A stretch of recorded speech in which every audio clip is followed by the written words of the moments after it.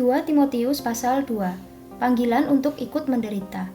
Sebab itu, hai anakku, jadilah kuat oleh kasih karunia dalam Kristus Yesus. Apa yang telah engkau dengar daripadaku di depan banyak saksi, percayakanlah itu kepada orang-orang yang dapat dipercayai, yang juga cakap mengajar orang lain. Ikutlah menderita sebagai seorang prajurit yang baik dari Kristus Yesus. Seorang prajurit yang sedang berjuang tidak memusingkan dirinya dengan soal-soal penghidupannya, supaya dengan demikian ia berkenan kepada komandannya. Seorang olahragawan hanya dapat memperoleh mahkota sebagai juara apabila ia bertanding menurut peraturan-peraturan olahraga. Seorang petani yang bekerja keras haruslah yang pertama menikmati hasil usahanya. Perhatikanlah apa yang kukatakan. Tuhan akan memberi kepadamu pengertian dalam segala sesuatu.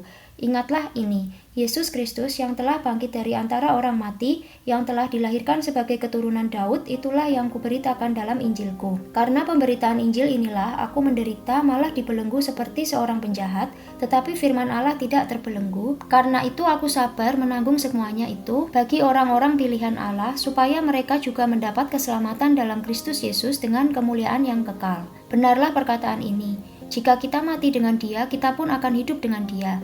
Jika kita bertekun, kita pun akan ikut memerintah dengan Dia. Jika kita menyangkal Dia, Dia pun akan menyangkal kita. Jika kita tidak setia, Dia tetap setia karena Dia tidak dapat menyangkal dirinya. Nasihat dalam menghadapi pengajar yang sesat. Ingatkanlah dan pesankanlah semuanya itu dengan sungguh-sungguh kepada mereka di hadapan Allah, agar jangan mereka bersilat kata, karena hal itu sama sekali tidak berguna, malah mengacaukan orang yang mendengarnya.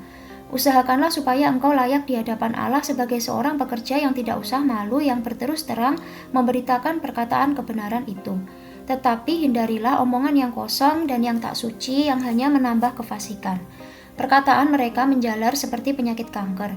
Di antara mereka termasuk Himeneus dan Filetus, yang telah menyimpang dari kebenaran dengan mengajarkan bahwa kebangkitan kita telah berlangsung dan dengan demikian merusak iman sebagian orang.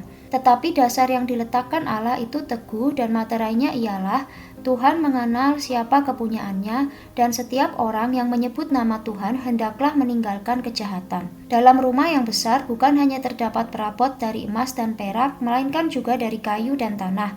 Yang pertama dipakai untuk maksud yang mulia dan yang terakhir untuk maksud yang kurang mulia. Jika seorang menyucikan dirinya dari hal-hal yang jahat, ia akan menjadi perabot rumah untuk maksud yang mulia. Ia dikuduskan, dipandang layak untuk dipakai tuannya, dan disediakan untuk setiap pekerjaan yang mulia. Sebab itu jauhilah nafsu orang muda, kejarlah keadilan, kesetiaan, kasih dan damai, bersama-sama dengan mereka yang berseru kepada Tuhan dengan hati yang murni. Hindarilah soal-soal yang dicari-cari, yang bodoh dan tidak layak. Engkau tahu bahwa soal-soal itu menimbulkan pertengkaran, sedangkan seorang hamba Tuhan tidak boleh bertengkar, tetapi harus ramah terhadap semua orang.